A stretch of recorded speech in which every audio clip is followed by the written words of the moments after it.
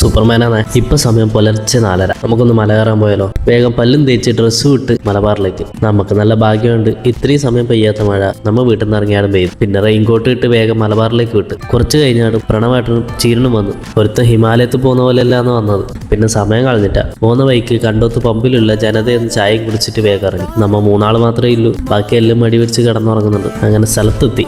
Off road കയറാൻ വന്നതാണ്. മഴയത്ത് ഫുള്ള് ഒലിച്ച് കുണ്ടും കുഴിയായിരുന്നു. അതുകൊണ്ട് വണ്ടി പകുതി വരെ കയറുന്നുണ്ടായിരുന്നു. ബാക്കി നമ്മൾ നടന്നിനി. മുമ്പെല്ലാന്നെങ്കിൽ അങ്ങ് ലാസ്റ്റ് വരെ ബൈക്കിൽ പോയിക്കൊണ്ടിരുന്നതാണ്. ഇപ്പം അതിങ്ങനെ ഇതായി പോയത്. എന്തായാലും വണ്ടി എടുക്കാൻ പറ്റാത്തതുകൊണ്ട് കുത്തനെ നടന്നു. ഏകദേശം 1 കിലോമീറ്റർ ആയിട്ട് നടക്കേണ്ട ദൂരം ഉണ്ടായിരുന്നു. പോകുമ്പോൾ മാനത്ത് നോക്കി അടക്കാണ്, താഴെ നോക്കി അടക്കാം, ഇല്ലെങ്കിൽ ഇതിൻ്റെ കടിയേറ്റ് പടമാവാം. അങ്ങനെ എങ്ങനെയോ മുക്കി ലാസ്റ്റ് എത്തുന്നവരെ ബുദ്ധിമുട്ടുള്ളൂ. എത്തിക്കഴിഞ്ഞാൽ ഇതുപോലെ സമാധാനത്തിലിരിക്കാം.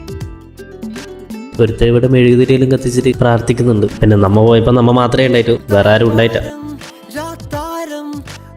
എന്തായാലും കുറച്ച് സമയം അവിടെ സ്പെൻഡ് ചെയ്ത് കുറച്ച് വീഡിയോസ് എടുത്ത് ഫോട്ടോസും എടുത്ത് കോട മാറി വെയിൽ വന്നാണ് നമ്മ അവിടെ നിന്ന് ഇറങ്ങി. പിന്നെ പോകുന്ന വഴിക്ക് നമ്മൾ ഒരു ഹോട്ടലിൽ കയറി ഫുഡ് കഴിക്കാൻ വേണ്ടി.